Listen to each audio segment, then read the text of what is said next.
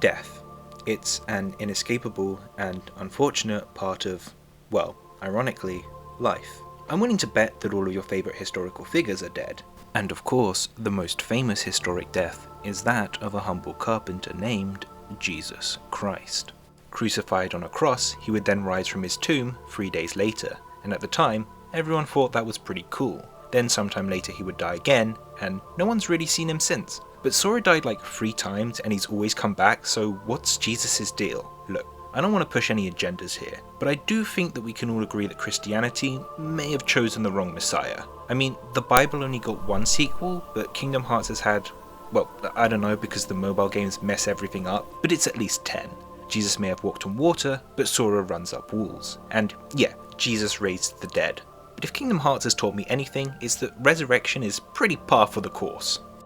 So yeah, Kingdom Hearts has many deaths and an almost equal number of resurrections. But what does that mean? What do the deaths represent, and have they been rendered meaningless by the constant resurrections? Well, as someone who's completely unqualified to talk about these things, I'm here to answer that question. Now, I only really want to concentrate on the major deaths in the series, so we'll be skipping over most Disney deaths, since they tend to happen because of following the source material, which means that they're not very indicative of how the overall franchise treats death. The same goes for Resurrections, where it's a split between following the source material and not being able to have a world without the main bad guy. You can't do Halloween Town without a Noogie Boogie boss. I'm also going to skip stuff like the Traverse Town guy or the unknown fates of Waka, Tidus, Selphie and everyone else on Destiny Islands. And I'm going to exclusively be talking about the Darkseeker saga, since we don't know too much about what the future holds and which deaths leading up to the new saga will and won't be reversed, meaning that I'll be covering everything from Kingdom Hearts 1 to 3, but skipping over mobile stuff and back cover. Originally I was going to go through the games in order of release and talk about each death and resurrection as they happened, but it made for a very fractured and disjointed script, so instead I'll talk about each character's death and resurrection as a whole. But I do want to establish something.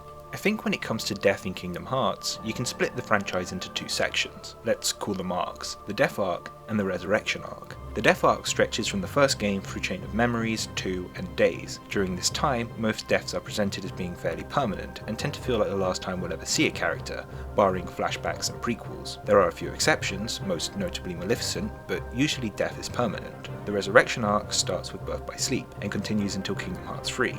In Birth by Sleep, all 3 main characters are given death-like endings, but in a way that's set up to be easily reversible. It also includes the first resurrection of a KH original character with Ansem the Wise returning. From then on, Recoded, Dream Drop and Free would all gradually bring back the remaining members of the cast that had previously died. And with all of this established, let's start talking about death and resurrection, and what better place to start than with the first major death in the franchise, Maleficent. It's hard to analyse why villains die without summarising their entire arc, because death tends to be the natural conclusion to their stories, or if not death, then at least defeat. A villain tries to push some flawed ideology, often in a cruel fashion that disregards other people's feelings, safety, autonomy, or even life, and in the end, they're beaten by the hero and their correct morals. In Kingdom Hearts, this tends to get simplified down to basic light versus dark stuff, but I'll still try to highlight what specifically it is that leads to each villain's downfall, and spoilers, but it's almost always hubris. In Maleficent's case, she lectured all of her henchmen on getting too close to the darkness, whilst overestimating just how close she herself could get. She turned a blind eye towards Riku, who she believed herself to be manipulating, and was caught off guard by Ansem possessing him and granting him more power. And then she died, and he stomped on her remains. Maleficent would reappear in Chain of Memories, but only as a fragment of memory, so I don't really count that. Her true return would occur in Kingdom Hearts 2. Little did we know at the time that she used time travel shenanigans to get there. I guess they needed someone to run disturbance in the worlds where the organisation just couldn't be bothered to show up, and Pete can't work by himself because he's barely smart enough to tie his own shoelaces. It also just makes sense that she'd come back. Disney is still a huge part of Kingdom Hearts' identity, and so having a major recurring Disney villain seems like the obvious thing to do. And Maleficent really has cemented herself as the worst of the worst. The mistress of all evil! Also, and keep in mind that this is complete speculation on my part, but as the series goes on, Disney seems to have a tighter and firmer grip on what the developers can and can't do with their characters and worlds. At this point in the franchise, it seems like the only characters allowed to interact with other Disney properties outside of their own are the main characters. We haven't had anything akin to Beast and the Princesses of Heart showing up in Hollow Bastion since the first game. So, bringing back Maleficent as the main Disney villain may have been a necessity more than anything else, since Disney might not have allowed the likes of Hades or Scar to go world hopping. but once again, this is pure speculation on my part. Now, let's talk about our main character, because he's died a few times throughout the series. The first time happened at the end of Kingdom Hearts 1, when he discovered that Kairi's heart was inside of him, and so released his own heart in order to free hers. Obviously he returns pretty soon after, and I honestly don't think that we were supposed to truly believe that he was actually dead. I mean, I'm sure that there were some very young children playing the game who were completely blindsided by this, but for the most part there were just too many loose threads remaining for the death of the main protagonist to actually feel permanent. Instead, the death serves more to tell us about who Sora is as a person. It's the conclusion to an arc that started all the way back in Wonderland, the first world most players would have visited, when Sora jumps into Alice's trial without any thought for his safety, and whilst blatantly ignoring the rules which Don had set up for him, and it culminates with him giving up his own life to save Kairi. Self-sacrifice is such a major part of Sora's character that Xigbar had to actively step in later down the line and give him a PSA against it. Like, Sora, honey, you've got to stop sacrificing yourself. The first time was cute, but enough is enough, okay? Skipping ahead somewhat, I want to talk about Axel next. Axel's death in Kingdom Hearts 2 is the one that feels the most, how do I put this, suicidal? Other characters sacrifice themselves throughout the franchise, but it's usually when they're jumping in front of some sort of attack meant for someone else. But Axel and Sora don't seem to be in that much danger when he decides that it's explosion time. Neither of them seem badly hurt or out of breath, they're bantering, and later in the game Sora and Riku find themselves in an almost identical situation after a difficult boss fight, and they seem to handle it just fine. Axel wasn't working for the good guys or the bad guys throughout the game, and instead he had his own agenda. As he said to Sora, I wanted to see Roxas. This feels like the moment Axel accepts that's never going to happen. Roxas is gone, and Axel just gives up. He performs one last impressive feat to allow Sora to get to the world that never was, and then he's just gone. I honestly think that this is the closest that we'll ever get to a suicide plot in an official story starring Mickey Mouse. I admit I could be reading into this too much, but if the intention of the scene was to show them being overwhelmed by the enemy, then they did a really weak job, especially considering how well they managed to portray Sora being weak at the beginning of the same game. This could be seen as a form of glorification of suicide, as Axel just gives up, but I don't think that's the case either. For me, this reads as Axel's acceptance of death. Axel was a nobody, someone who couldn't feel real emotions, and as far as we the audience and Axel were aware of at the time, the only way to reverse that was to complete Kingdom Hearts. But that comes at the cost of hundreds, potentially even thousands, of lives. Axel was actively working against the organisation. He didn't want anything to do with them or their crimes. All he wanted was Roxas back. Axel died when he first became a nobody, or rather, Lee did. This is him just finally accepting that death and going out on his own terms. But then, Lee returns in Dream Drop, and his goal is now to become a Keyblade wielder so that he can find a way to bring Roxas back. We find out so much more about his character going forward, such as how despite coming across as an uncaring tough guy, those marks under his eyes were always meant to prevent him from crying. When it was revealed in Dream Drop that nobodies would start to grow hearts after a while, you could really start to map out Axel's timeline. When he met Roxas, his similarity to Ventus sparked something in him, and they started to hang out together. When he went to Castle Oblivion, his heart still wasn't fully formed, and he was able to do brutal things without it affecting his conscience, although later he would show regret for his actions. Meeting Sora pushed his heart's formation further along, and he seemed to even feel his first real surge of emotion since becoming a nobody.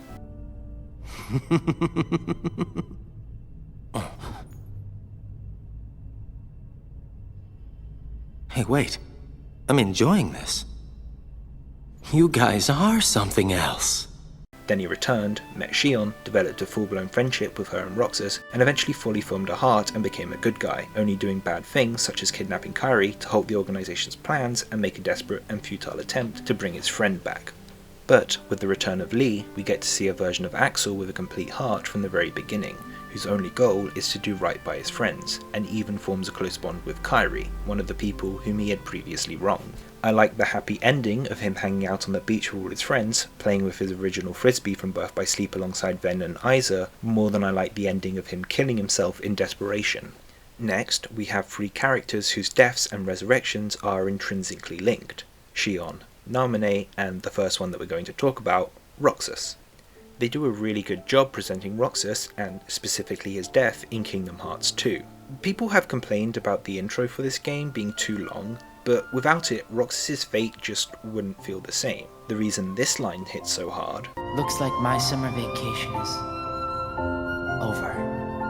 is because we understand what it is that's being lost. We spent time with Roxas in his day-to-day life, seen him banter and argue with his friends, watch him partake in a tournament for his favourite sport, and even do boring homework assignments. And then, when it seems like it's truly over for him, he gets one last chance to say farewell to his best friend Axel, and shows up one last time to truly accept his fate. Naminé is in a similar boat, except she doesn't get quite as much screen time. We meet her in Chain of Memories, get to know her. She is in the unfortunate position of being manipulated into doing horrible things, but it comes from a very human and understandable place of loneliness.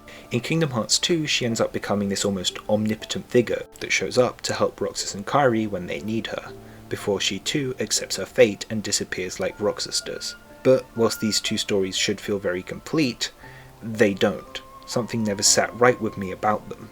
All of the nobodies were already dead. In the case of organisation members 1 through 6, they actively chose to become nobodies and cast their lives aside. At the time, we didn't know how the others had died, but we knew that they had. They had all been given a second chance, and they chose to spend it hurting others in order to regain their lost hearts. They didn't really die when they were defeated, because how can you kill that which is already dead? But Roxas and Naminé, well, they were born dead.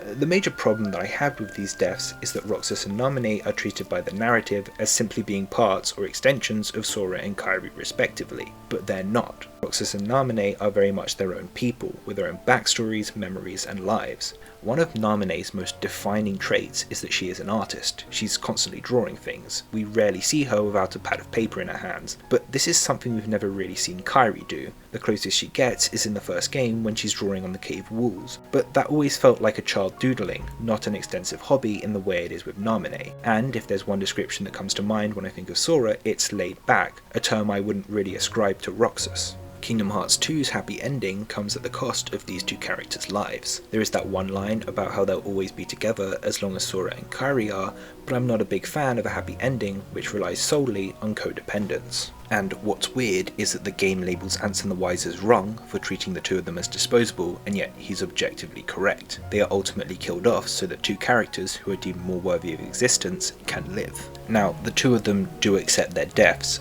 but it always felt to me more like acknowledgement of the inevitable, rather than actively endorsing Kairi and Sora being more worthy of life. It's a large part of the reason as to why I disagree with the idea that the franchise should have ended at Kingdom Hearts 2, because without the eventual return of Roxas and Naminé, it always would have just felt incomplete to me.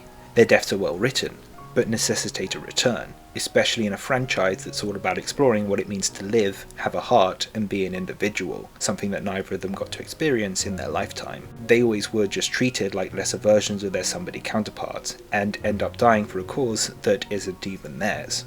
I can accept a bittersweet or even a sour ending, but I'm not sure that's what I want from this franchise in particular. And then there's Shion. Days is downright depressing. I have no idea what Nomura was going through in the late 2000s, but Kingdom Hearts went from the franchise that bred happiness and joy to the place where I got my daily dose of existential dread. At its core, it's the story of three friends stuck in a cult. Roxas spends most of his time confused as to what's going on, as no one will tell him anything. Axel starts off happily embracing his role as a nobody, and pushing his emotions aside so that he can easily do the dirty job of taking down those that stand in the way of Saix's rise to the top of the organisation. But then he meets Roxas and Shion and grows attached to them. His emotions start flooding back and he finds it's more and more difficult to justify his actions. Then it's revealed that his two best friends are slowly destroying each other and that for one of them to live, the other must die, but it's an impossible choice to make. And Shion slowly discovers that her life is a lie, and the people she works for are actually evil and that Sora is the best hope of stopping them, but for him to return, both she and Roxas must be destroyed. Towards the end of the story, she actively starts to feel a pull towards Sora and seems to fully embrace the idea of going back to him, and it becomes her mission. Whilst I would say that her death is more gut-wrenching than Roxas's, I wouldn't necessarily call it more tragic. Roxas accepted his fate because he had no choice, but Shion returning to Sora is what she wanted. She actually started to feel like an extension of him, and we see that when she physically turns into him. And whilst I'm glad they brought her back because she is one of my favourite characters, the series wouldn't have felt quite as incomplete without her return. Once again, I'm not saying that her death is less sad, just that her arc feels more complete. She dies fighting for a cause she believes in, not as a casualty in someone else's war. And then there's the ice cream line, and the eternal debate as to whether or not it ruins the scene. Shion! Who else will I have ice cream with? It's a very on-the-nose callback to when Axel tells Roxas that friends are people you hang out and eat ice cream with. What Roxas is actually saying with this line is, who else will be my friend? It's just worded in a very silly way during a very intense scene. I personally don't mind the ice cream line, but I understand some people's problems with it. Of course, the real kicker with Shion's death is when everyone suddenly forgets her existence. This was obviously done to bandage over the plot hole of her never being mentioned in Kingdom Hearts 2, but it feels so unnecessarily cruel. Her entire legacy is just erased. I honestly believe that if they had never revived her, then they would have at least had to have a moment later on in the series where everyone suddenly remembers her, because it's almost too unfair without that. But of course, all three of them have a big return in Kingdom Hearts 3, and I don't really know what I can add to it. It kind of speaks for itself. Kingdom Hearts thrives on its characters and big emotional payoffs, and in my opinion, this is one of the best. Shion getting her memories back, Lee desperately putting everything on the line to defend someone who he only just remembered existed, Roxas' big return, Shion saying that she and Roxas will fight in Lee's place, their final hug, and even a good ice cream line at the end. Guess I should have brought some ice cream. At this point in the story, we already knew that Roxas and Shion would return, but they still nailed the emotions, and personally met my expectations. Also at this point in the series, Kingdom Hearts had really started to explore what it meant to have a heart and sentience, with games like Days and Coded, so their return felt even more significant.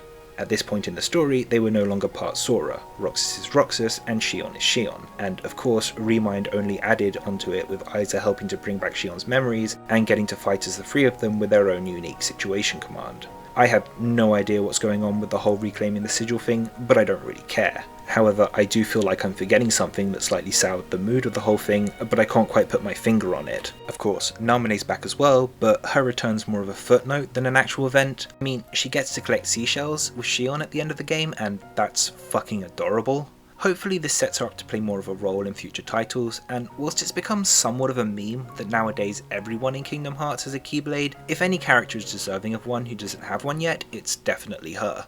Now, whilst those three were dying, the other original organisation members have also bit the dust at some point or other. The first wave of death comes in Chain of Memories, and gosh, do our trio of lovable silly boys have a real bloodlust in this game. Marluxia and Larxene meet their demise because they believe that they can control and manipulate Sora, but he's too pure for that to happen. Zexion tries to do the same with Riku, which ends with similar results. Vexen tries to put science above the lives of others, and that's also a big no-no. Vexen and Zexion's death specifically served as a way of further muddying the waters with Axel's character. We didn't know who he was at the time, just that he served the organisation, and yet he seemed to do them more harm than good. And also, whilst the two people who died because of him are villains, they're still the two most brutal deaths in the franchise to date. One thing about our heroes is that when they kill, it's in self-defense, and whilst they'll enjoy the victory, they never actually celebrate the fact that they killed someone, the exception being one out-of-character Oogie Bug Squish from Donald. But Axel actively seems to enjoy murdering. We'd find out later in Days that he was just clearing the way for Saïx to rise through the ranks, and even later in 3 that this was all to save the mysterious Subject X. Obviously those games would also humanise him more, and he'd even write a diary entry about his regrets towards manipulating Riku Replica into killing Zexion. There's not a whole lot to say about Lexaeus. His most definable character trait is that he beats up children. Don't mock me!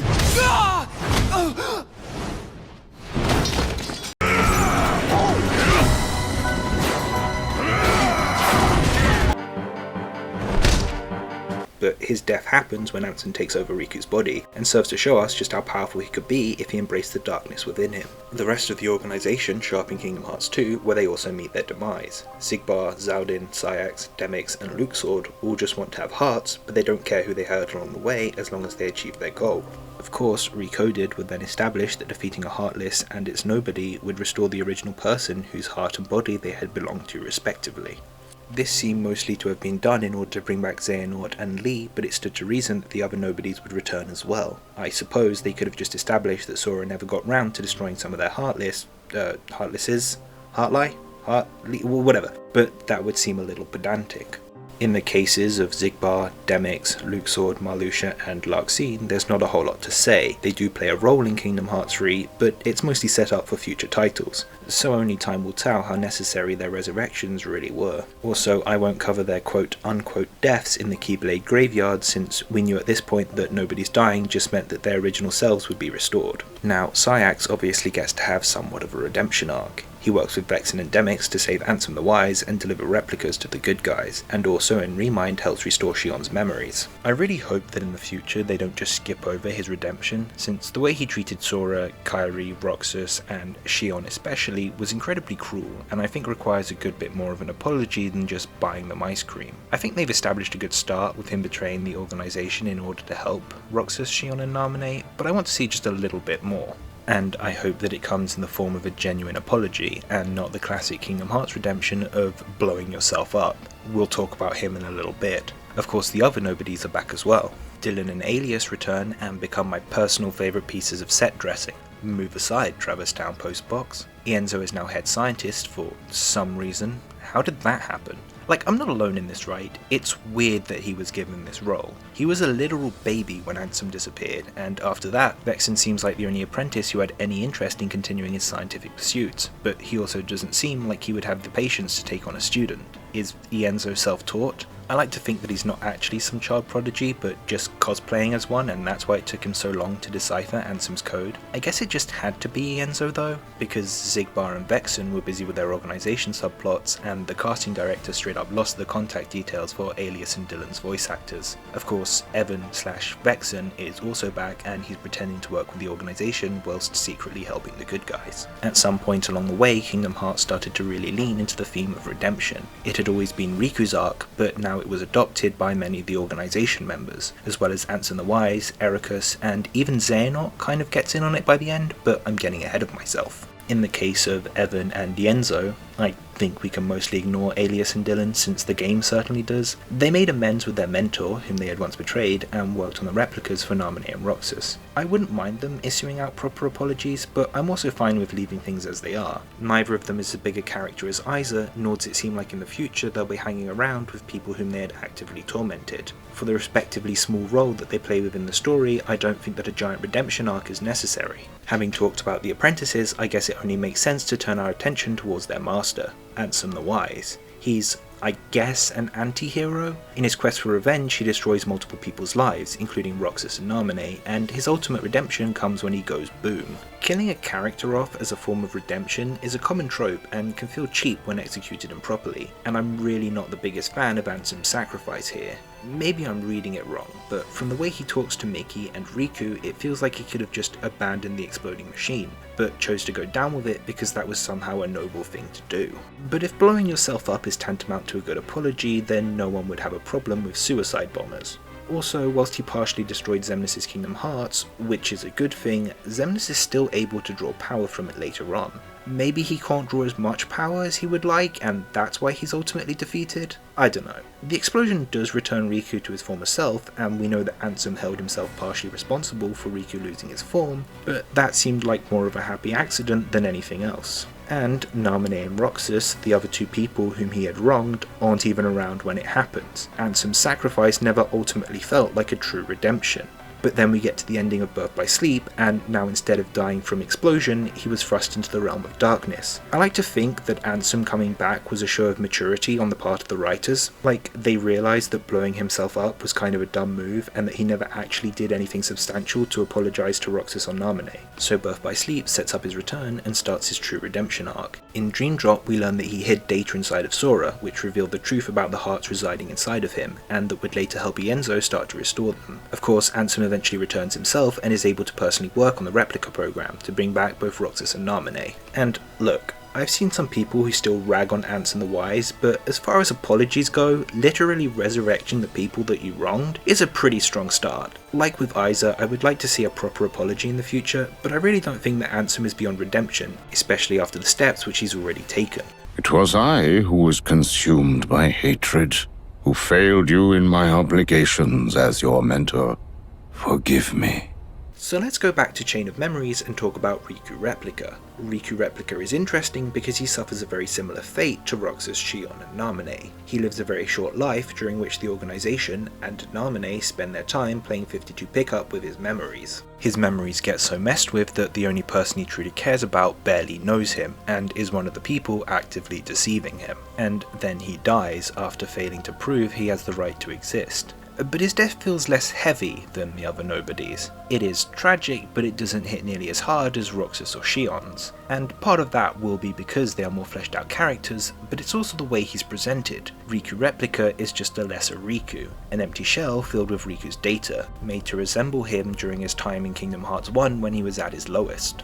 His role within the story was to establish the replica program and further add to Sora's manipulation by having him believe that his best friend had turned against him again. And after that, well, we don't need two Rikus running around in the franchise, and we can't get rid of the original, so bye bye Riku Replica. And that was the end of it. But then Kingdom Hearts 2 happened, and we met Roxas, and it showed us that nobodies are more than just empty shells, and can become their own individual people. And then Days came along, and we met a replica who formed her own endearing identity that we came to care about. And Recoded showed us that even Data can have a heart, and confirmed the return of multiple characters who had previously died in a similar vein to our dear Replica. And then Dream Drop confirmed that an empty vessel left alone for long enough will grow its own heart.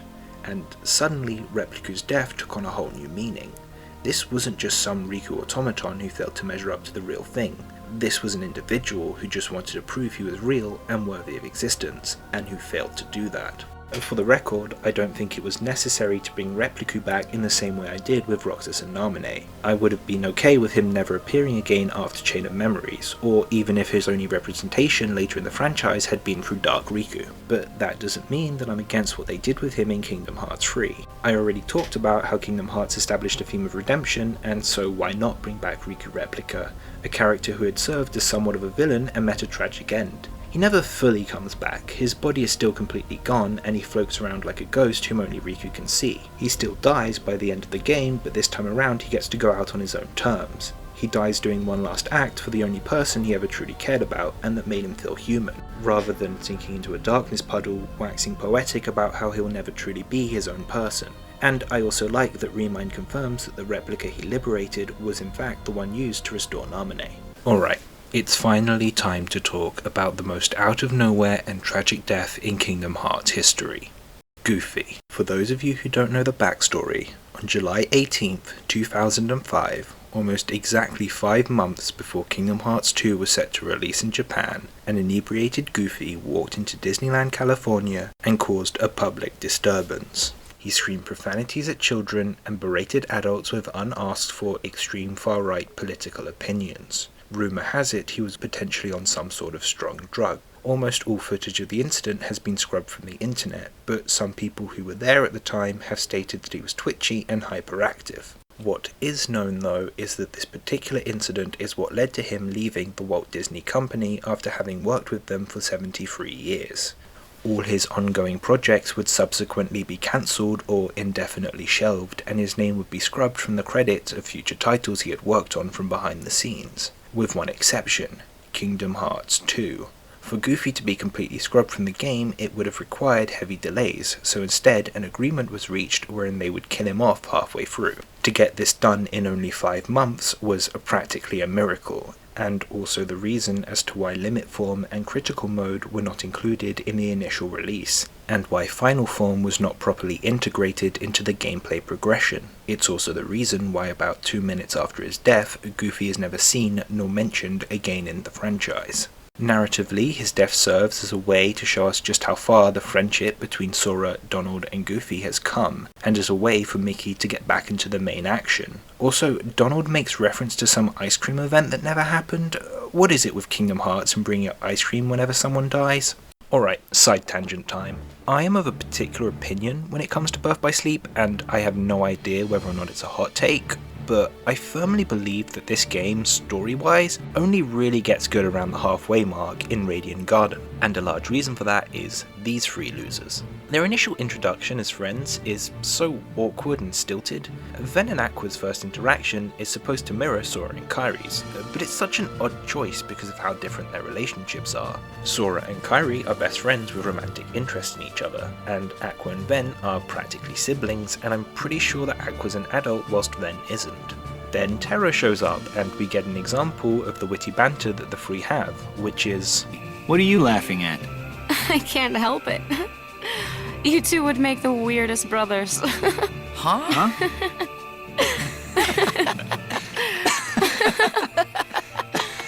hilarious. I always assumed that this was something that got lost in translation because that comment doesn't make sense and definitely doesn't deserve the reaction it gets. I do really like the Wayfinder scene though. I love how Ventus is confused that he gets one as well because he's not taking the exam, but Aqua reacts like it was never a possibility that he wouldn't be included. But then Terra ruins it with a sexism. Boy, sometimes you are such a girl. Nice going, dude. I hope you get possessed and come back as a vengeance spirit. And after that, the characters just get caught up in their own drama. I assume it's an overcorrection caused by people whining about Kingdom Hearts 2's intro being too long and boring, but it means we never get a good sense of what the trio's lives were like prior to them leaving the land of departure. By the time we leave the Destiny Islands, I understand who Sora, Riku, and Kairi are, and by the time Sora is awakened in Kingdom Hearts 2, I understand who Roxas is and what he's losing. We spend so little time in the land of departure that I often forget that most of the game is the gang's first time visiting other worlds. This isn't Frodo leaving the Shire, or Luke leaving Tatooine. This is Jimmy from down the street stepping out for 5 minutes to pick up some milk. But then Radiant Garden happens and all that changes. The three of them wind up chasing a giant Unverse to the same area and then instinctively get ready to fight it, finishing it off with a synchronized move whilst barely communicating with one another. You immediately get the impression that these are three students who have spent a good amount of time training together. They celebrate their victory and congratulate each other. They have conflict with one another and it perfectly showcases their personalities as well as their flaws. Aqua can come across as quite patronising, Terra as stupidly stubborn, and Ventus as rather bratty, but you fully understand their points of view. Aqua is over-patronising towards Terra and Ven, but it comes from a place of love and wanting to protect them. She's just become a Keyblade Master, which is a huge responsibility and something we just saw Terra fail at, and she doesn't want to mess it up. Ericus gave her very specific tasks, keep an eye on Terra and bring Ven back home, and she's going to follow them through. It's her first mission as a Keyblade Master and she wants to prove that Ericus made the right call by bequeathing her the title. Terra insists that his new way of doing things is perfectly viable, and yet he was just recently manipulated by Maleficent. Aqua is right when she says that he has put himself too close to the darkness, but Terra's only dream is to become a Keyblade Master, and the man he trusts the most in the world just denied him the right. Then Xehanort comes along and tells him that Ericus will never accept him and make him a master, but Xehanort will.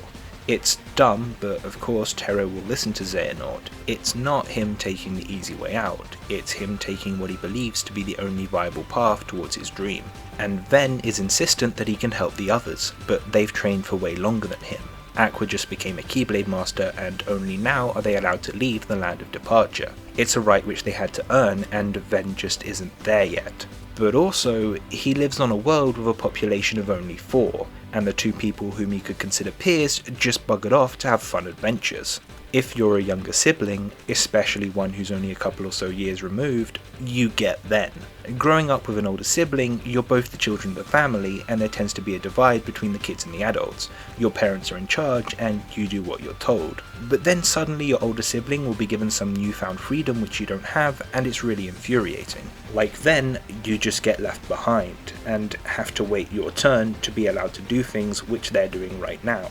In Kingdom Hearts 1, Riku and Sora's conflict was based on jealousy, but also largely influenced by Riku being too close to the darkness and then getting possessed by Ansem. The Sea Salt Trio's conflicts arrive mostly from the fact that 2 of them cannot coexist. For one of them to live, the other must die.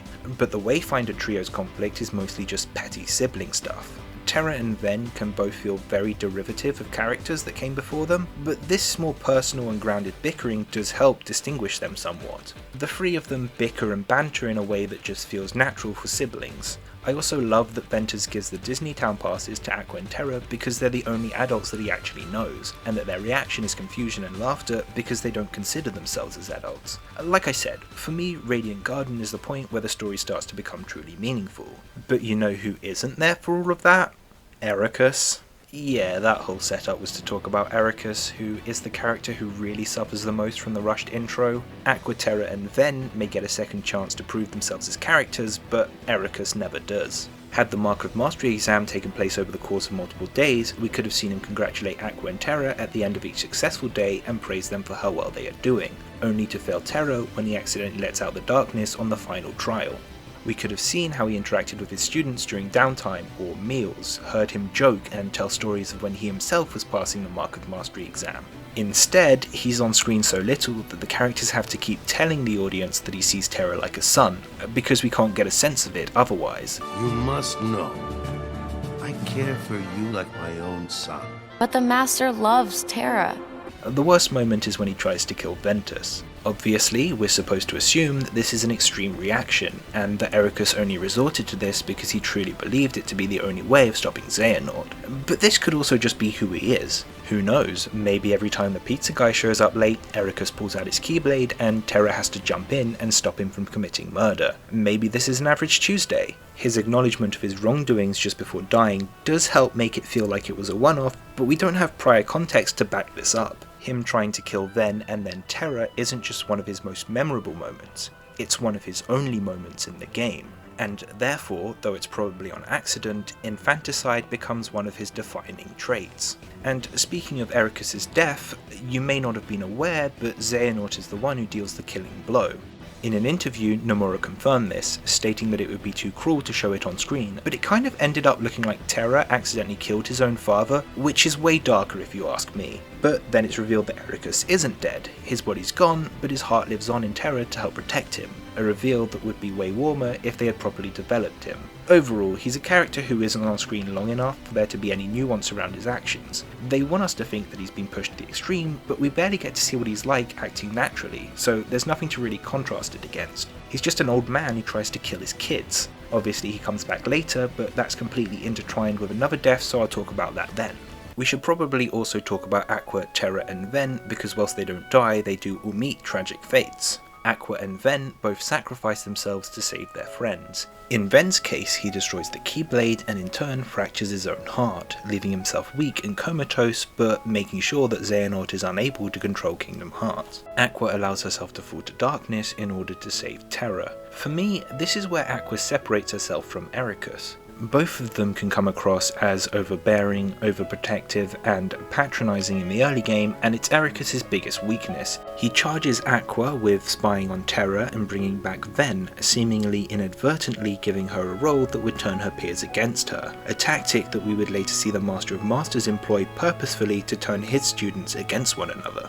And, for as overprotective as he is of Ventus, he immediately tries to kill him the second it seems like the easiest way to solve his problems. Meanwhile, when Ven asks Aqua and Terra to eliminate him, you can tell that that's not an option for either of them. So when Aqua sacrifices herself for Terra, it means something. Yes, she can be overprotective to the point of infantilization, but it comes from a place of love. She just wants to protect her friends, and if that means sacrificing herself to do it, then that's what she'll do, whatever it takes. Then there's Terra getting possessed by Xehanort. It might seem weird to some people that I'm not counting this as an official death, even though I counted Roxas and Naminé as dying due to their loss of autonomy. But they both had their bodies destroyed, and at the time it seemed like there was no way back. But we get to see Terra and Ericus actively fighting for the property rights to his heart during the end of Birth by Sleep. Of course, Kingdom Hearts 2 had already revealed that Terra's Xehanort had died during the split into Ansem and Xemnas, so I suppose you could count that as his death. But in truth, I'm mostly going off of vibes here. Roxas, Xion, Axel and Naminé all felt like they could truly be permanently out of the series, but Aqua, Terra and Ven always felt like they were set up to come back. Now, Terra doesn't get to sacrifice himself like the others, but he does fight for his friends so hard that when he loses he comes back as a weird,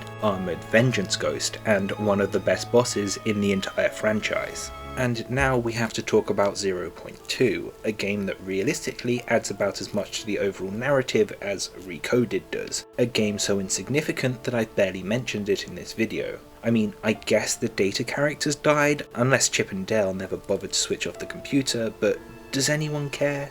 Consider this the section dedicated to that. Data Sora dies, Data Riku dies, Data Roxas dies, Data Naminé dies, and I don't know, Data Genie, you know, Kingdom Hearts' Big Five. I guess I like the moments with Donald and Goofy. This line is great. Actually, we kinda like getting dragged into your messes. And it's always nice to see Mickey get more screen time. Anyway, the data characters die and it's very sad. Now back to 0.2. The big difference between the two games is that in 0.2, instead of following inconsequential data characters around, we get to hang out with Aqua and learn just how harrowing her journey through the realm of darkness was. And since I covered Aqua's fall to darkness as a tragic event verging on death, then I might as well talk about this game. Aqua really went through the ringer, constantly seeing hallucinations of her friends and being confronted by the physical embodiment of her self-doubt. Eventually, Mickey catches up with her and she gets to travel with a friend, but then they get split up when she ends up sacrificing herself for him and Riku, because Kingdom Hearts characters just can't help themselves. If there's a bullet to be jumped in front of, then these guys will jump in front of it, and it'll most likely be Aqua doing the jumping. It's a real pandemic and possibly an addiction for some of them. The only real confusing part about this game is the time frame. We know that relative to the realm of light, Aqua spent about 10 years in the realm of darkness, but does time move relatively in both dimensions? Is 0.2 the full amount of time Aqua spent in the realm of darkness, or is it just an abridged representation of what she went through? Her lack of aging would imply the former, but depending on how you read into this will change just how tragic her experience was. That being said, even if time did move relatively quickly for her, learning that during your brief stay in darkness the outside world had progressed for 10 years in your absence could be pretty devastating, especially if you had friends you knew were relying on you to save them. Kingdom Hearts has always been fairly nebulous with time frames. We can assume that most games take place over multiple days, but for obvious reasons we never see the characters stop to eat, drink, sleep or piss, and it's for the benefit of pacing. However, this can lead to weird oddities, such as days confirming Sora took like 3 days to complete the first 12 floors of Castle Oblivion, and then was on the last floor for just under a month. I guess he was stuck grinding for door cards like the rest of us. Anyway, we get to see the true tragedy behind Aqua's imprisonment in the realm of darkness, and it helps us to sympathise with her pain. Her story continues in Kingdom Hearts 3, and apparently people were disappointed due to the way she was portrayed in the trailers leading up to the game's release, but as someone who mostly managed to avoid them, I can't really talk to that experience, but I do know that personally I do like how she's portrayed within this game. After 10 years of walking through the darkness, an experience that would have destroyed most people, she finally finds someone to talk to in the form of Ansem the Wise. But the other Ansem shows up, and without her Keyblade, Aqua makes a valiant but futile attempt to beat him, finally getting plunged deep into the darkness, where all the loneliness, anger and depression of her experience over the last 10 years finally catches up to her. Then she fights Riku, Mickey and Sora, they win, and she's returned to the realm of light. We get to really see just how bleak her outlook on the world has become, when, once back on Destiny Islands, the only conclusion that she can come to is that they must have sunk into the darkness, and not that she has been returned to the realm of light. Between this, 0.2 and Remind showing us the darkness in every character's heart, it kind of feels like the series is gearing up to fully explore the trauma that these characters have gone through, which could be a refreshing new angle for a series that's old enough to drive at this point. But for now, it's time to wake up Ventus, and I love this part so much. This entire sequence is filled with amazing moments, the land of departure being restored, getting to run through its halls in full HD, getting to play as Aqua, 10 years in the realm of darkness, just recently recovered from being possessed by it, and she still manages to fight for her friends, only getting taken down when she jumps in front of an attack intended for Ventus. Because of course she does, we've already established that that's kind of her thing. Then Ventus wakes up and deals the final blow in the battle in order to protect her. Aqua and Ven's reunion involving them having to save one another is so quintessentially Kingdom Hearts, and I'm here for it. And obviously, this all crescendos with Terra's return. I'm not the biggest Aqua Terra Ven fan. I like Aqua a lot, but I find that the other two are just blander versions of already existing Kingdom Hearts characters, but their return here is executed so perfectly. Fun fact, in that last take, you can hear my dog sneezing in the background because she has no respect for my art.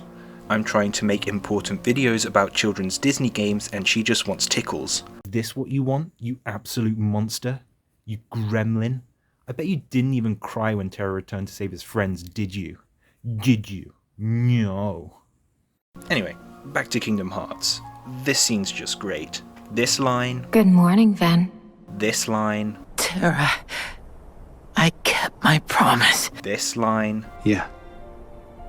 You never stop lighting my way back. The whole scene speaks for itself. I've said it before and I'll say it again. Kingdom Hearts' story lives and dies on its characters and big emotional payoffs, and this is another really strong one. I love that they took the time to give each of the trio a big moment. No one feels truly left out, though it is a bit awkward that Sora is there, but he kind of has to be for the gameplay to work.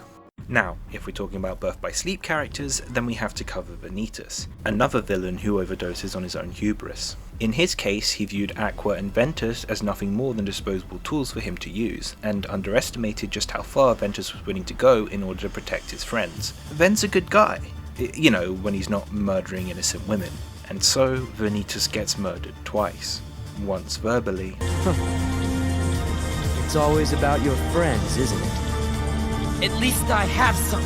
And once physically. Vanitas has potentially the least amount of nuance to his villainy, because he's just the embodiment of darkness, evil for evil's sake, so there's not a whole lot to talk about, but his character is entertaining, and his situation makes sense within the narrative. Post-death, he time travels to become a member of the true Organization 13. I've talked about redemption being introduced as a theme in Kingdom Hearts, and one place where this really shows is in the Keyblade Graveyard in Kingdom Hearts 3. The fights here often don't end in shouting matches, but rather a respectful conversation between Sora and the enemy, in which they quietly talk about what's next for them. But Vanitas' death is the one that Sora just can't understand. Vanitas declares himself as darkness, nothing more, nothing less, and Sora just can't accept this. His worldview doesn't allow for someone who is truly comfortable embracing evil and completely rejecting any semblance of humanity. It goes against Sora's hopeful nature that anyone can be saved. But it also poses the question as to whether or not Vanitas is truly evil. We know that Xehanort is evil because characters like Riku and Terra have proven that you can overcome darkness and not allow it to completely cloud your judgment. But what about someone like Vanitas, who only has darkness? Can you blame him for being a villain if he truly has no light to pull from? Darkness is his nature, he doesn't really have a choice. Ventus is able to accept this, presumably because he can relate being pure light himself, but Sora just can't. This scene also finally officially reveals the reason as to why Sora and Vanitas look the same, as well as setting things up for the later games with all the darkness talk. Alright, let's keep talking about villains, and let's start with the first final boss of the franchise, Ansem SOD. That's a Seeker of Darkness, not Sucker of Dick. His downfall comes when he believes that Kingdom Hearts, the ultimate power, is darkness, when in fact it's light, and then a bunch of darkness. Honestly, if he had just waited a few seconds, he would have gotten exactly what he wanted. As the first original series villain death in the franchise, it really helps establish just how much Kingdom Hearts truly is a light versus darkness story at its core. I'm going to lump Xemnas in with Ansem, since they follow a fairly similar trajectory. Xemnas is another case of a villain with a flawed ideology, who will hurt people to get his way and is ultimately taken down by the morally superior hero. For the record, I'm not at all ragging on this, it's just how stories are structured and there's nothing wrong with that. In Xemnas' case, during Kingdom Hearts 2, we believe that he's trying to give himself a heart to be able to feel and control the strongest emotions, such as hatred and anger. It is ironic then that he is defeated by two people who have felt all of those emotions because of him and managed to overcome them in spite of him. And post-Dream Drop, we find out that his true goal had been to pave the way for Xehanort's return. Now, would you believe me if I said that Dream Drop complicates things? I'm probably higher on this game than most people, but I'll never deny that the story gets fairly messy here. I mean, why not introduce time travel with a very specific set of rules, only to immediately have the two main characters travel back in time in some unexplained fashion that completely defies those rules? Kingdom Hearts, ladies and gentlemen. Anyway, thanks to time travel, Ansem and Xemnas are resurrected, but also they're not. Both of them are brought back from a time prior to their deaths. So why were they brought back, and did bringing them back undermine Sora's victories in the first two games? Narratively, they were brought back so that Xehanort could fill out the ranks of the real Organization 13. This ultimate plot of his really cements him as the polar opposite to Sora. Sora's whole thing is, my friends are my power. He's someone who so naturally makes connections and friends wherever he goes. And so having his ultimate enemy be someone who's so untrusting that he has to recruit past versions of himself and fill out the rest of his ranks with empty vessels that he can then implant his essence into just makes sense. It's also something that can only work in an unhinged franchise like Kingdom Hearts, and I love this stuff. I treat Kingdom Hearts like a roller coaster. I'm not here to overanalyze every detail. I'm here to sit back and be taken on a wild ride over twists and turns. Some people don't like that type of storytelling. They need every little detail to make sense and fit into place, and that's just fine. You know, whatever floats your boat and all that, but this series probably just isn't for them.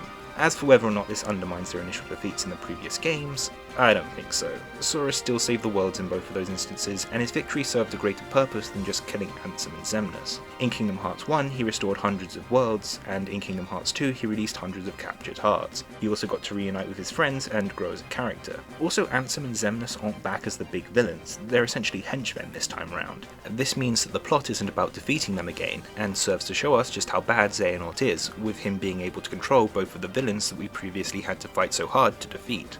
Okay, so you beat Xehanort's Heartless in the first game, and Xehanort's Nobody in the second game, which is actually the third game, and then they time travel back to life in the 7th game, which is set up for the 9th game, or 10th game if you count the cutscene film, or potentially higher if you include the various mobile games, which are actually one game, but also this is the third game. And anyway, now you've beaten 9 vessels imbued with aspects of Xehanort and are facing off against Xehanort, Xehanort, and Xehanort, while Xehanort stands in the background. And does anyone else get nosebleeds when thinking about this franchise?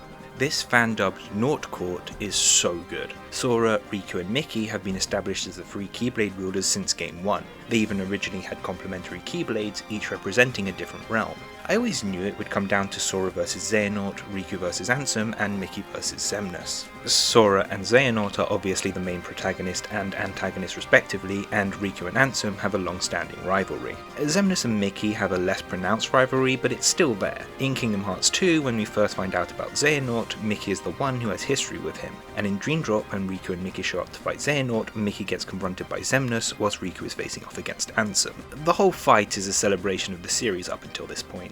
We have the 3 original Keyblade wielders facing off against the antagonists of Kingdom Hearts 1, 2 and Dream Drop, whilst Xehanort stands in the background recreating the final battle from Birth by Sleep with his Key Tornadoes. So it's only fitting that their deaths reflect this. Obviously, these characters don't actually die since they're just sent back to their own times to live out the rest of their lives, but as far as the overall story is concerned, they're dead and gone. Probably for real this time. Hopefully. Like the other deaths in the Keyblade graveyard, there's no big explosions, but instead a quiet moment to reflect on everything up to this point. Ansem, our original villain from all the way back in Kingdom Hearts 1, says goodbye for the last time. Probably.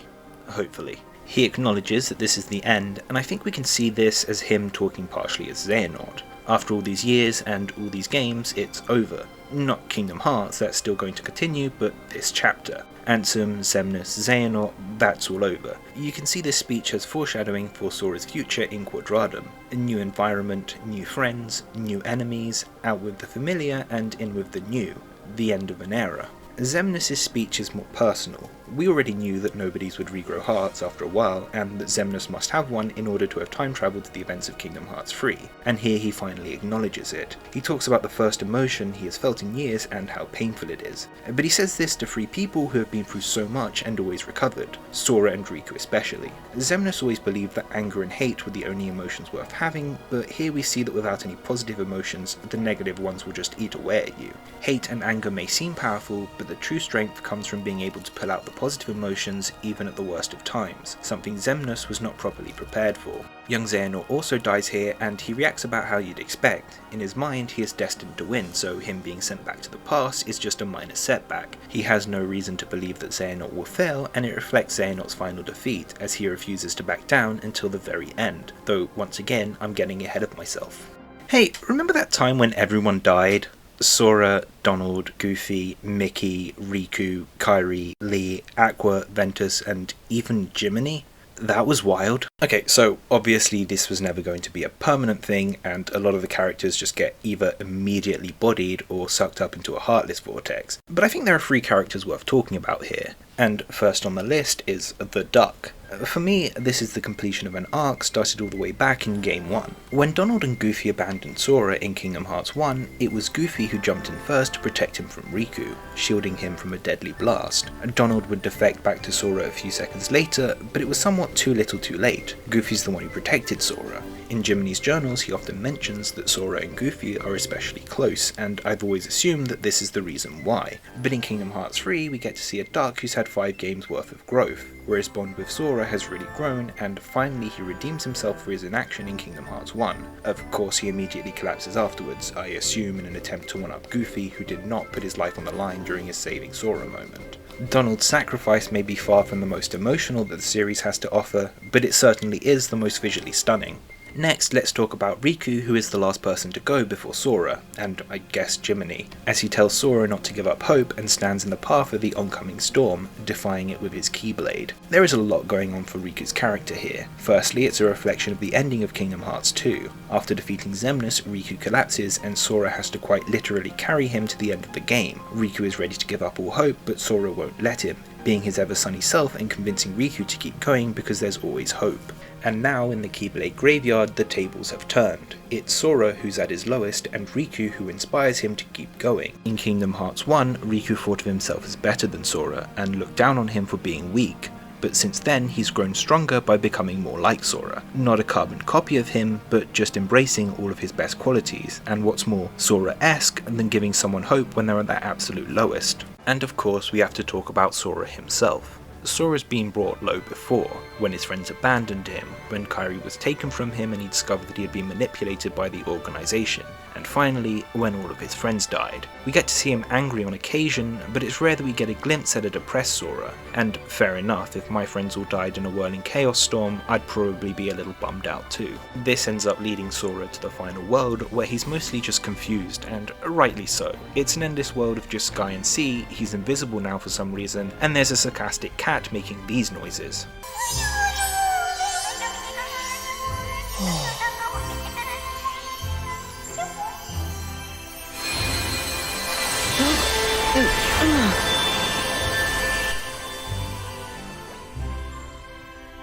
The name's Chirithy. Sora is then told that he is in the final world, and this exchange happens. What about my friends?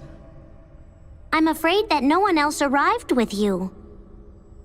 And if they're not here, they're either gone forever, or they're clinging to the world you came from. I'm going back!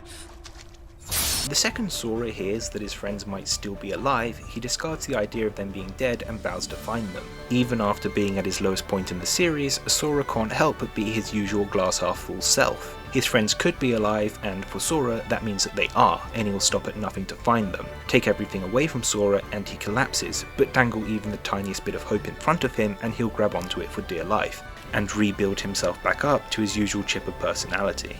And look, the writers even remembered that Jiminy exists. That's like the rarest thing that can happen in this franchise. Alright, let me just look over at my notes real quick. Sora, Donald and Goofy, Riku, the Wayfinder Trio, the Sea Salt Trio, Repliku, Naminé, the Naut Court, Ericus, Vanitas, Ansem, and the various organisation members. Yeah, I think that just leaves Xehanort. His death can't really be described as surprising given that he was the ultimate big bad of the series, and that moment when you think that Sora's dead only to have Goofy and Donald talk to you through the controller is so good. Having this be what finally does Xehanort in reinforces the idea that Sora represents friendship, and Xehanort represents the unwillingness to cooperate with others. They shoot a laser beam straight through Xehanort and then he's not dead. Instead he lands and they actually talk to one another before Xehanort hands over the Keyblade. I've seen people complain about this being another subtler, quieter death, with the ending being not that he explodes in a glittering ball of light, but instead that Xehanort surrenders his power to Sora. In previous games, Sora had made an attempt to get through to both Ansem and Xemnas, but had ultimately been brushed off, and then attacked. You see, darkness is the heart's true essence. That's not true! The heart may be weak, and sometimes it may even give in. But I've learned that deep down there's a light that never goes out.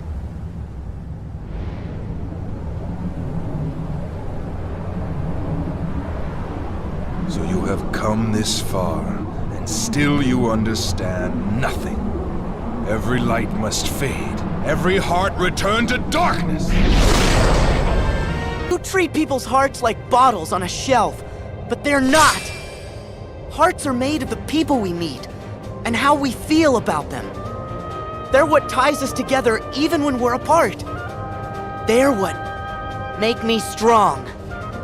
But with Xehanort, he finally manages to get through. The final moment of this long feud between these two characters may not be a big bang, but I think it's unfair to call it a whimper. It is, in my opinion, the perfect conclusion to a 17-year-long story about friendship, tolerance, and hope. And of course, Ericus shows up and gets to finally apologise to all of his students for what he put them through. I still don't think that Ericus was given enough development, but him acknowledging his wrongdoing and his students mourning his death with tears at least makes it seem like his actions were an extreme response and not atypical of his behaviour. And then he and Xehanort fly off, never to be seen again.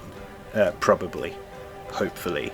Also, Xehanort may have died, but he got all of us. That crafty old son of a bitch really does plan for every eventuality. And that's it. That's all of the deaths in the franchise. At least the major ones. By the end, every character's died at least once. Sora, Riku, I forgot about Kairi. I don't have any hot takes when it comes to Kairi's death. It's rubbish, it's garbage, and, if you'll excuse an Americanism, it is in fact trash. And it's not the fact that she dies that bothers me. If this video has proven anything, that's just what Kingdom Hearts characters do. I can't say that it's unfair treatment when they've done the exact same thing to other characters like Sora and Goofy. And I get what they were going for in this scene. Xehanort needs to clash one last time with the heroes in order to form the last key to forge the Keyblade. At this point, Sora and the rest could just walk away and ruin his plans, so he does the one thing that he knows will spur Sora into attacking him. He kills Kairi. I guess the big question is why this didn't count as the final clash. Maybe both parties have to be conscious? Perhaps the bigger question is why didn't the Keyblade form earlier on when Ventus and Vanitas were fighting? Is it because Vanitas was part Xehanort at the time? The answer is don't question the logic of this franchise, you'll only give yourself a headache. Anyway, this scene shows us just how prepared Xehanort is and how the usually calm Sora can be provoked into attacking under extreme circumstances, and all it cost was ruining Kairi's arc. But to properly explain why it ruined Kairi, we kind of have to explore the history of her character, starting all the way back in Kingdom Hearts 1. In the first game, Kairi is a MacGuffin, a Princess Peach to save, but unlike Peach, the writers had the decency to give Kairi a real personality. She's sassy, she teases Sora, and engages in banter. You kind of get the impression that she's the funny one of the group. Sora would grow his comedic chops as the series went on, but in this game he kind of counts on Donald and Goofy to do the heavy lifting comedy-wise. Personality-wise, Peach is a plank of wood, so I always assumed that the reason that Mario continued to rescue her was out of a mixture of sense of duty and only being surrounded by weird mushroom babies. Horniness will drive a man to travel across the kingdom and stomp turtles to death. But I always understood why Sora liked Kairi, and not even necessarily in a romantic way. Kairi's big moment in Kingdom Hearts 1 comes after Sora is turned into a Heartless. He chases down Kairi, Donald and Goofy, and Kairi seems to recognise him. Suddenly, the Heartless attack, and just as they dive towards them, Kairi shields Sora with her body. Sora had just had his big self-sacrificing moment, and now it was Kairi's turn to prove that she was more than just someone to be saved. And then there's this big flash of light, and now Sora's the one protecting Kairi. This undermining of her agency will basically become the recurring theme of her character from now on. She's not really in Chain of Memories. The two things we learn about her here is that she's the most important person to Sora, and she smells identical to Naminé. Make of that what you will. She's kidnapped once more in Kingdom Hearts 2, but we still get to see her getting involved in the action. When Axel corners her on the beach, she takes a leap of faith and blindly follows Pluto into a corridor of darkness without knowing where it leads. Also, she spends most of the game with Pluto, and I have to wonder if this was an attempt to give her her own Disney companion. Sora gets Donald and Goofy, Riku gets Mickey, and Kairi gets the dog. She winds up hanging out with Hayna, Pence and Olette until Axel shows up again. He grabs her by her wrist, in a moment cleverly foreshadowing that Kairi's wrist is in fact her one true weakness. Hayna and Pence make a pathetic attempt to save her, whilst Olette does what she always does in these games. Absolutely nothing. Then Kairi ends up in jail but escapes with the help of Naminé. Then she's reunited with Riku and he actually gives her a Keyblade, because that's apparently something he can do. Then she does a sick jump off a balcony, nails the landing and fights a few Heartless. And then she's finally reunited with Sora. There's a small detail in this reunion that I really like, and that's that Kairi hugs Sora first. He doesn't even know how to react. Sora's such a confident character, but it seems he's kind of awkward around girls. Sora always gets like this every time he's around a girl. Anyway, after this, Kairi is once again completely sidelined. She's absent from every fight, she doesn't get to become a party member like Riku, and when the door to the final confrontation with Xemnas closes, she and Mickey are stuck on the other side. Except Mickey can actually show up to save you if you die during the armoured Xemnas boss battle, making Kairi the only member of the group who doesn't participate in the final boss gauntlet. Days concentrates entirely on Roxas's time in the organisation, so it's understandable that she would be largely absent. The most important role she plays in the game is that Shion represents Kairi as as Sora remembers her. So I guess the big plot twist here is that Sora was colorblind the whole time. Kairi only has a very minor role in Birth by Sleep, but considering she was just a baby back then, it makes sense. She's also absent from Recoded, but that's not a major loss. Dream Drop centers mostly around Sora and Riku completing the Mark of Mastery, so she's not there, but she does show up during the end credit scene when we discover that she has the potential to wield a Keyblade. 0.2 establishes that she'll be training alongside Lee, and then we get to 3.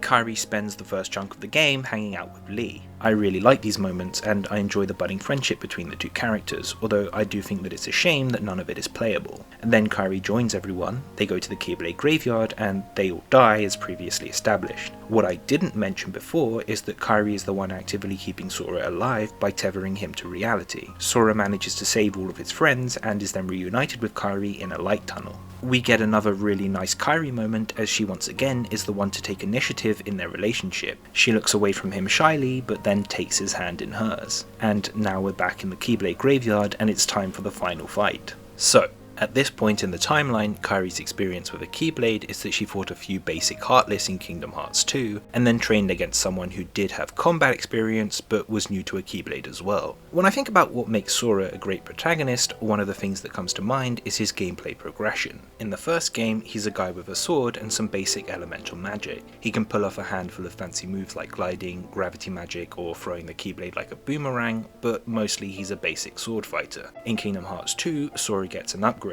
He can now double jump and slide across the floor, his magic is flashier with magnets that can pull in enemies and a force field, he can dual wield and shoot magic from his Keyblade like a gun, use reaction commands that turn his enemies' power against themselves, and in the final confrontation with Xemnas, he's teleporting around deflecting laser beams. Then, in Kingdom Hearts 3, instead of dual wielding, he's turning his Keyblade into guns, or a giant hammer, or a yo-yo. He has flow motion and can run vertically up walls. He has shot locks, attraction flows, and grand magic. In the final Xehanort confrontation, he can fly. You can actively feel Sora's growth with each passing game. But Kairi had the misfortune of being introduced as an active combatant as late as Kingdom Hearts 3, because, whilst I'm sure there'll be new gameplay elements introduced in future titles, Kingdom Hearts 3 gave us so much that I have to imagine that gameplay progression will be a lot slower going forwards, although I could definitely be wrong. As we saw in Remind, Kairi already has access to abilities which Sora took 3 games to learn, which makes sense. I like Kingdom Hearts 1's gameplay, but if we went from having access to all of these tools as Sora, only to have Kairi be limited to the moves he was using in Kingdom Hearts 1, it would make her really tedious to play as. So Kairi gets Grand Magic, a shot lock, and some reaction commands. All of this to say that I would be fine with a scenario in which Kairi is depicted as not being able to take down the organization members by herself, and needing the help of the others to do that, so that in future games, when she hopefully is taking down endgame bosses by herself, we have a good idea of what her progression as a Keyblade wielder looks like. So let's look at what they did with Lee. He's in a very similar boat to Kairi. Whilst he is familiar with combat, Kingdom Hearts 3 marks his first time wielding a Keyblade. He has some training, but it's from someone who to my knowledge has never even wielded a Keyblade, and he mostly trains against another complete novice. And so, as might be expected, Lee gets fucking destroyed. Xemnas disintegrates his Keyblade and then annihilates him with a laser light show. Xion ultimately has to jump in to keep him from being killed. Then Xion's identity is revealed and Lee remembers her. Xemnas moves in for the kill and Lee grabs his ankle in desperation. It's honestly sad and pathetic. It has all the energy of a toddler throwing a tantrum in Toys R Us because his mum won't buy him the thing he wants. But it's also humanizing.